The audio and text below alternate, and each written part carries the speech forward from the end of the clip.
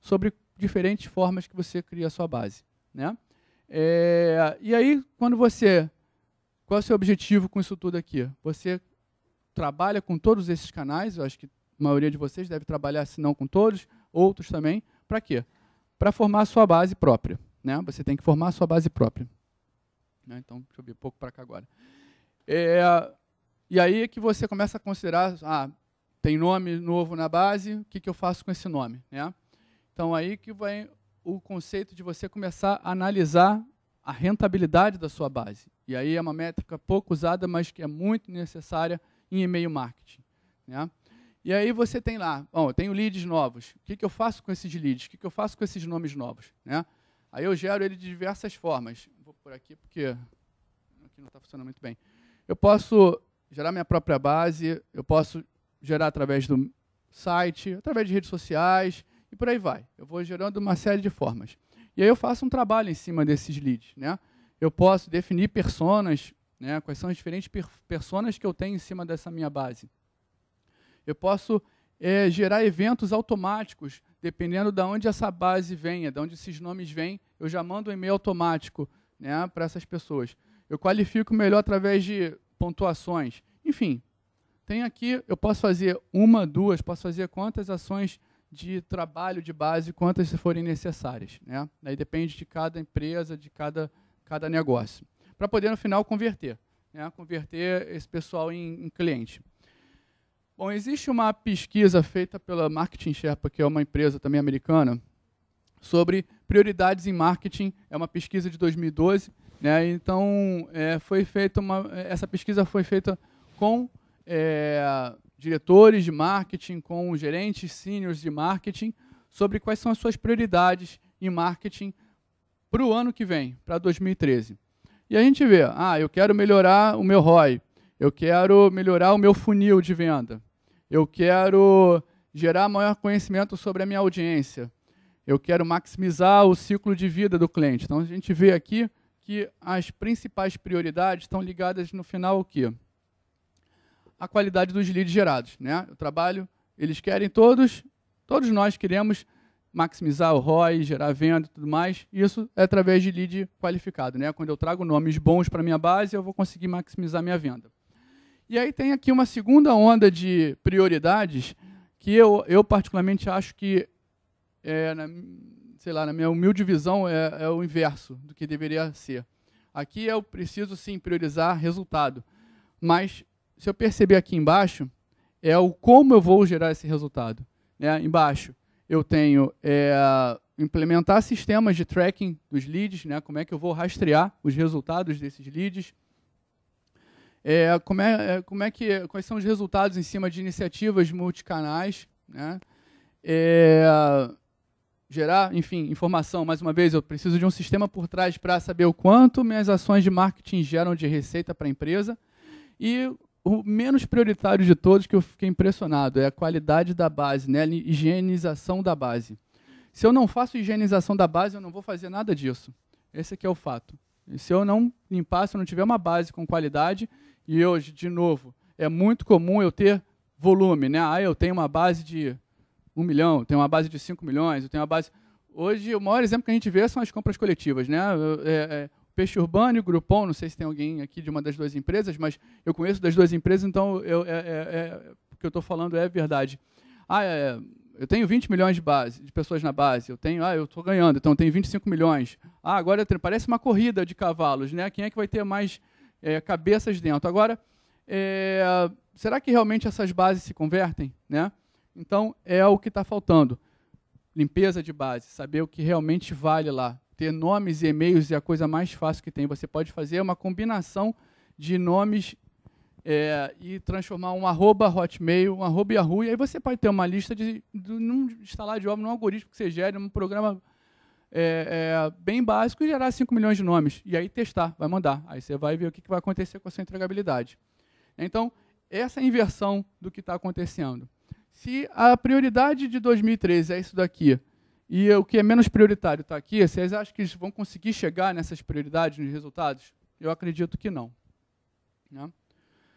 Bom, aí é que vem a métrica que eu, particularmente, tenho procurado trabalhar bastante e é a métrica que tem me ajudado a inverter o jogo, né? É a métrica que realmente mostra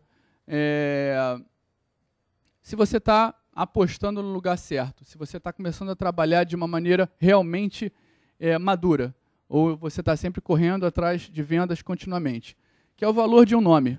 Quanto vale um nome da sua base? Quanto de fato vale um nome na sua base? E aí, o que é, né, esse valor adicional de nome? Ele, na verdade, é um conceito, tá?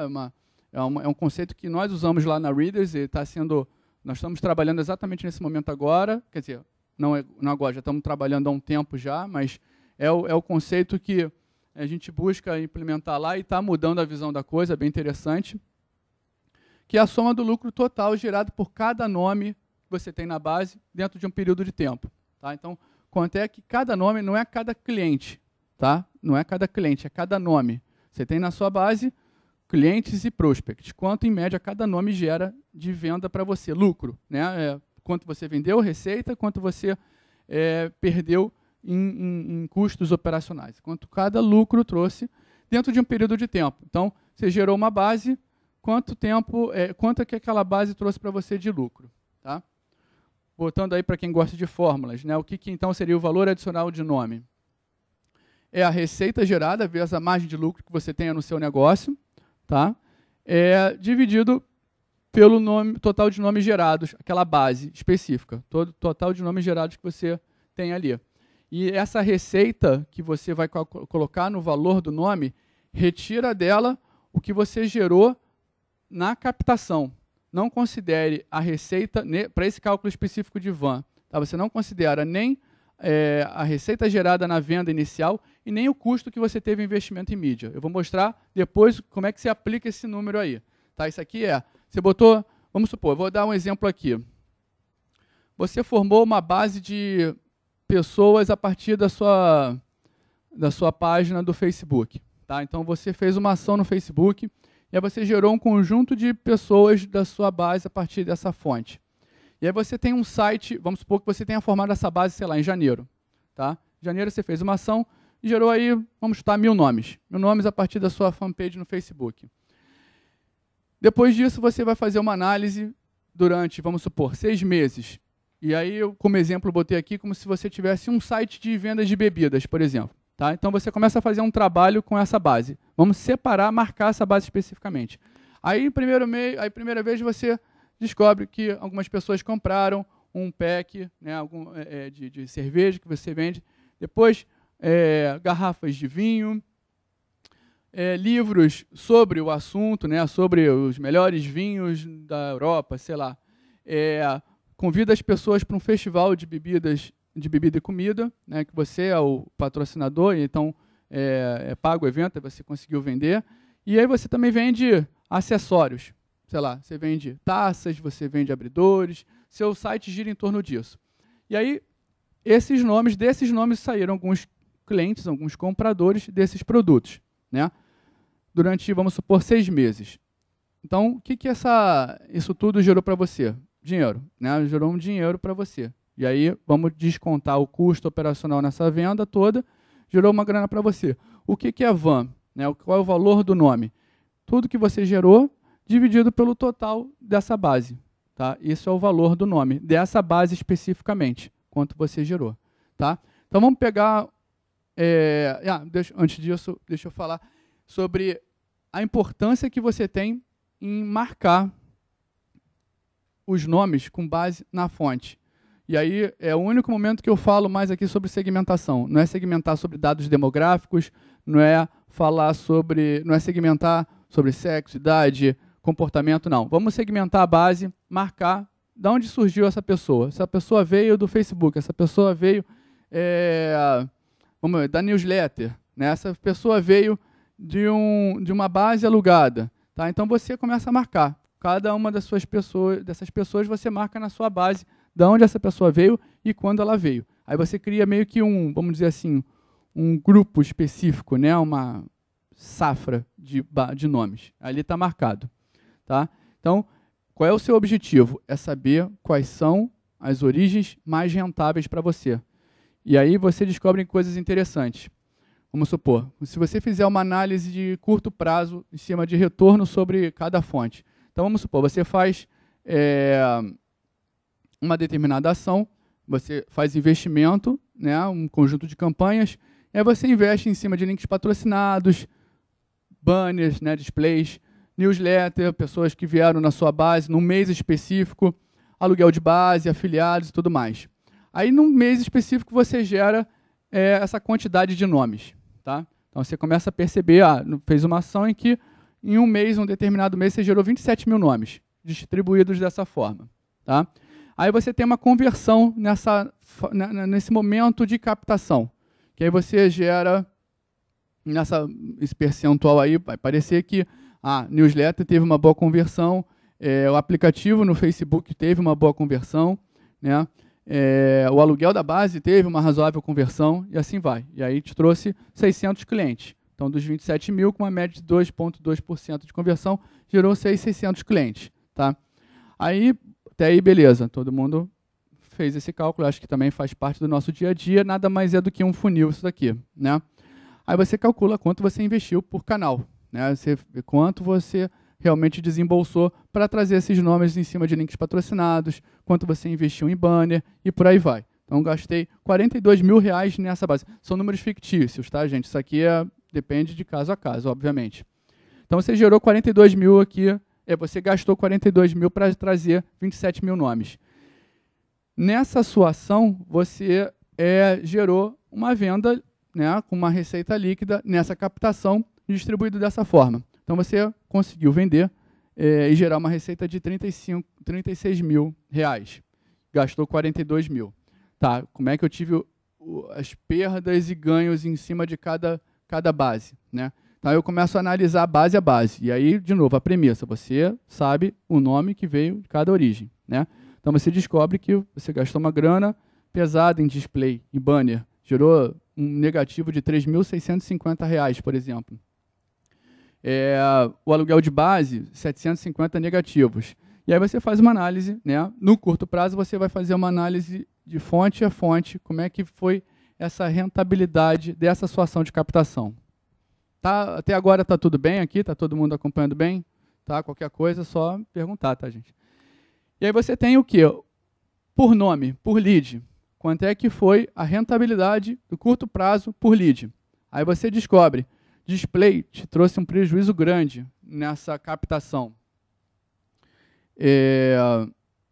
Afiliados, me rendeu bem. Né? Eu gerei do total, tive 6 mil negativo, só que 2.520 positivo em cima de afiliado. Então, você começa a fazer uma análise sobre suas fontes, e aí onde é que você vai botar o quê? Sua grana para investir, para trazer mais venda. Então, você começa a tomar aqui algumas conclusões. Não vou mais investir em banner. Para o meu negócio não funciona. Dá para investir em aluguel de base porque está lá o 6 por meia dúzia, estou tendo um custo quase que se pagando. Né?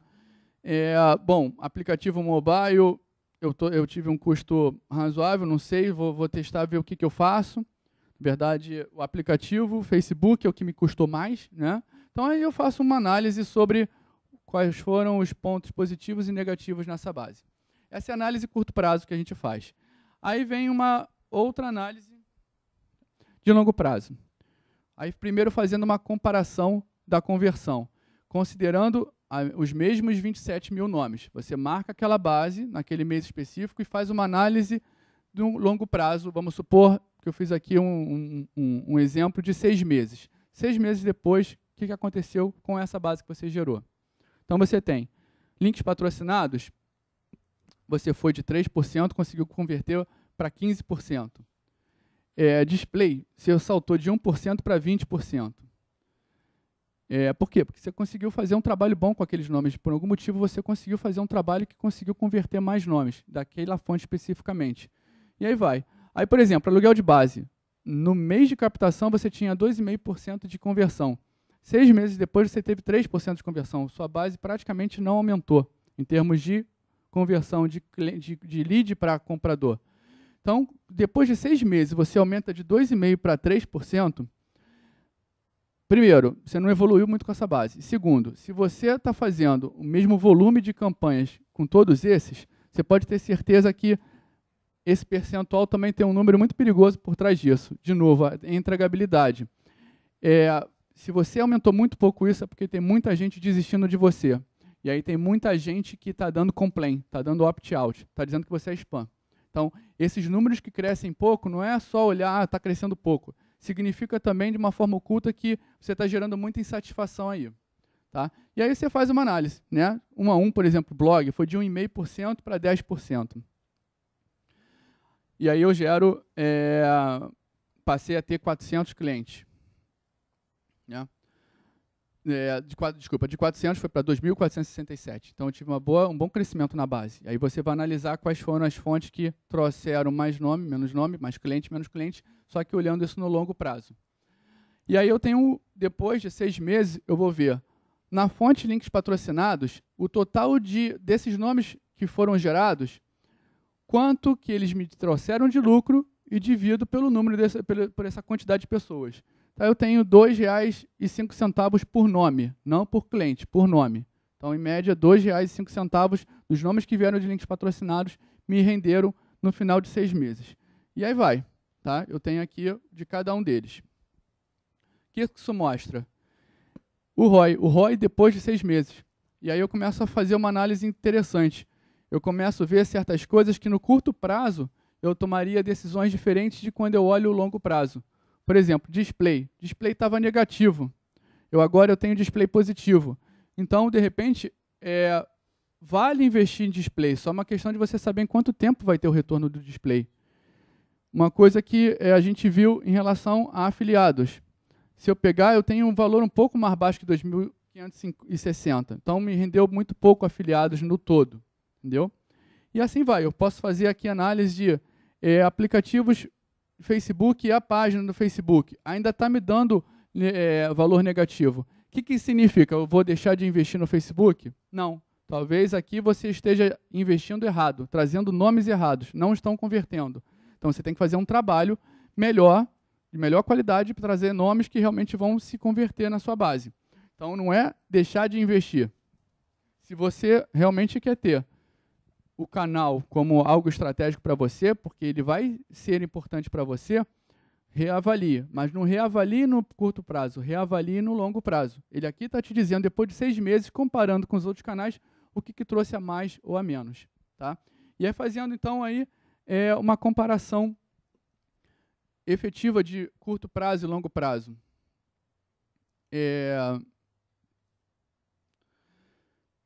Por exemplo, aqui, o aluguel de base. Eu achei que eu ia conseguir converter em pouco tempo. Eu ainda continuo no prejuízo.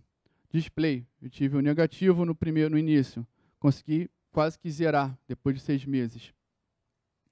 Eu achei que o aplicativo mobile ia me ficar, não ia ser um bom negócio para mim.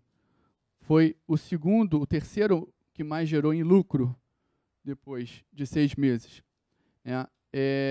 Achei também que eu ia gerar mais receita em cima dos fãs do Facebook. Me diminuiu muito pouco com o que eu rendi em relação a 6 meses. Então, aqui eu começo a tomar decisões mais coerentes. Onde eu vou investir mais, onde eu vou investir menos e onde eu vou reavaliar o meu negócio como um todo.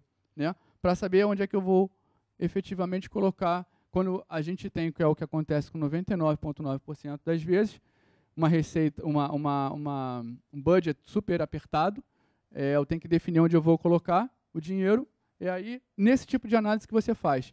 E aí eu estou dando exemplo aqui, gente, sobre e-mail marketing, mas isso obviamente vale para outros canais também, porque o e-mail marketing é a ferramenta, de novo, mais usada. A gente usa todos os outros canais, principalmente para captação, né? Trazer pessoas para dentro da nossa base. Depois, quando a gente coloca essas pessoas para dentro da nossa base, o e-mail marketing ainda e vai continuar sendo durante um bom tempo a principal ferramenta de marketing direto online. Tá? Então, fazendo um resumo das métricas, né? Para quem trabalha com e-mail marketing, o que a gente tem que ficar de olho? Bom, primeira métrica principal, entregabilidade. Eu tenho que acompanhar isso o tempo todo. Tá? Como gestor de marketing digital, seja a função que você tiver, se você está preocupado com isso, você tem que olhar sempre a entregabilidade e comparar com como é que está a tendência no mercado.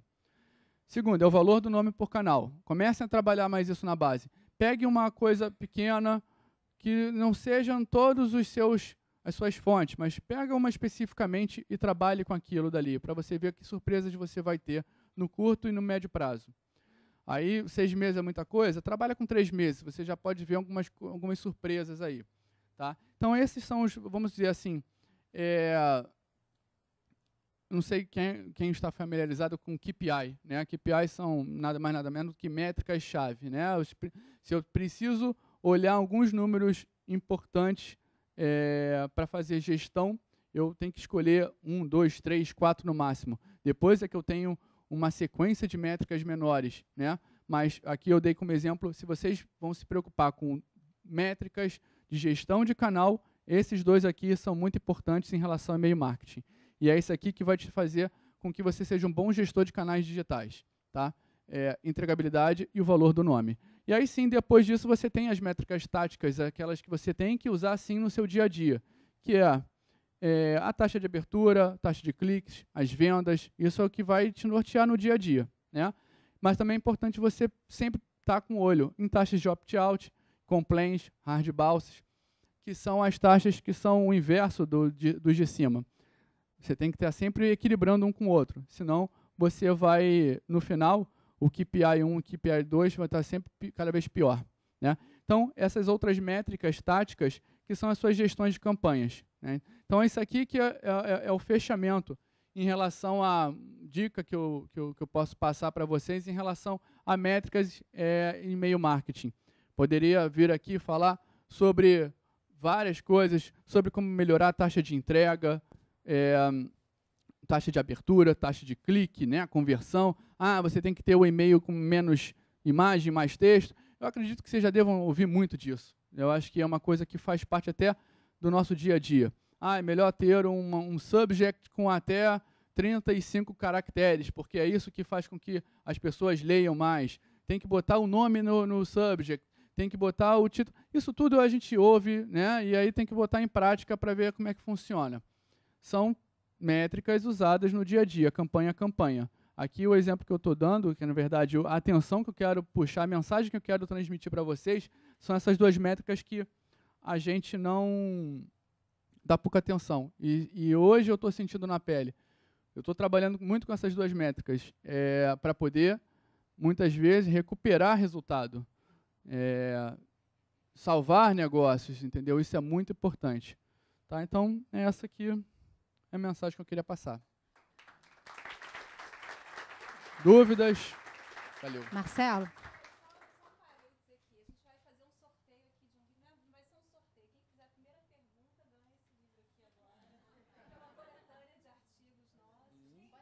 Pode ser depois da minha? Pode ser depois da minha pergunta? Pode. Depois eu te dou um livro. Tá bom. Eu queria dar para a plateia aqui também. Então, posso fazer a primeira pergunta? Então tá, olha só, Marcelo, você falou uma coisa assim que digamos, seria até bastidores do e-mail marketing, né? Porque o mercado ele já não está nem um pouquinho familiarizado de entregabilidade, como saber como está entregando na inbox e tal. As pessoas, no momento, elas só querem saber qual foi a taxa de abertura, a taxa de cliques, os e-mails com hard bounce, erro permanente, e aí, tipo, por que a minha taxa de e-mails entregues ou a minha taxa de abertura está caindo, eu não sei por quê, e ninguém sabe dizer nada no mercado. Né? E agora, como você é um heavy user de e-mail marketing, né? Quer dizer, já conhece muito mais e já está familiarizado com isso, você, nessa parte de informações de entregabilidade, controle de entregabilidade, você pode explicar um pouquinho mais para o pessoal como saber, como fazer esse controle de entregabilidade? Bom, quando a gente vê assim, entregabilidade, como eu falei, mostrei aqui, você tem aqueles percentuais em torno de 90%, né, ou até mais que isso. Isso gera através dos relatórios, né, da MailSender e qualquer outro mailer com que você trabalhar. Você consegue ter esse tipo de métrica. Agora, efetivamente, saber quantos entraram na caixa de entrada é difícil. Então, o que eu dou como dica? Pelo menos a gente usa isso lá. Cria uma amostra com e-mails próprios, e-mails em que você possa ter gestão, e mande suas campanhas para esses e-mails também. E aí, só vendo onde esses e-mails estão indo parar que você vai saber. E aí, crie um controle para isso, né? Coloque esses e-mails na maioria, ou não, se não em todas, mas na maioria das suas campanhas, coloque esses e-mails nas suas campanhas, que são os e-mails teste, né? Que você vai, meio que, o que a gente chama de seeded, né? Que são os e-mails que você depois vai checar se realmente caíram na caixa de entrada, caíram no spam, caíram no lixo, né? Às vezes, ou nem chegou, muitas vezes. Então, é aí que você vai conseguir mensurar, né? E aí montar, pô, eu tenho 100 e-mails que eu uso como teste. Desses 100 e-mails, 65 entraram na minha caixa de entrada, então adote 65%. E aí você vai acompanhando. É a maneira, vamos dizer assim, mais palpável que você tem para controlar. E a mais barata, exatamente. Tem as maneiras mais caras. Tem as maneiras mais caras. Mas essa é a maneira mais plausível para se trabalhar. Dá trabalho fazer isso, mas vale a pena, porque aí realmente você vai saber quantos e-mails estão entrando nas caixas de entrada das pessoas. Tá? Ok? Ok. Mais alguma dúvida, pessoal? Tem uma dúvida. Para mim não ficou muito claro. Nome, pessoa, cliente, na hora que você... Não ficou muito claro para mim aquela relação que você fez, nome, pessoa, cliente. Tá, não ficou legal. Okay. Bom, nada mais é do que nomenclatura. Eu tenho... quem fez a primeira pergunta ganha o livro. Então, vamos supor, você tem 1000... você faz, por exemplo, que eu dei naquela tela do Facebook. Você gera 1000 nomes. Dentre esses 1000 nomes que entraram na sua base num determinado mês, algumas se tornaram clientes na sua campanha, outras simplesmente se cadastraram, sem efetuar a compra. Então, vamos supor que desses 1000 nomes que entraram na sua base, lá, preencheu o seu formulário, botou o nome e e-mail, desses 1000, 10 compraram, 10 de fato compraram. Então, aí você tem 10 clientes, porque já desembolsaram, pagaram alguma coisa por você, vai receber o seu produto, né? 900 simplesmente te deram o nome e o e-mail, mais nada. Então, quando eu digo você tem X nomes, é o total entre prospects, porque esses 900 são, a princípio, seus prospects. Você vai fazer campanhas com essas pessoas para tentar convertê-los em clientes, certo? E aí que vem aquela coisa do ciclo de decisão do cliente. É tentar você pescar com a sua experiência qual é o momento mais propício para poder vender para aquela pessoa. Às vezes ela está buscando primeiro informações com você. Então, não seja tão agressivo na venda. Procure dar toda a informação que ela precisar para quando chegar o momento da venda, da compra dela, você está lá disponível. Você está lá como uma boa opção para ela. Então, quando eu digo nome, cliente, é isso. Eu tenho, dentro da minha base, eu tenho X nomes. Desses nomes, uma parte, na verdade, a maioria das vezes, boa parte dela formada por prospects, com quem você tem que converter, e a menor parte cliente. Entendeu? Deu para... Perfeito? Mais alguma?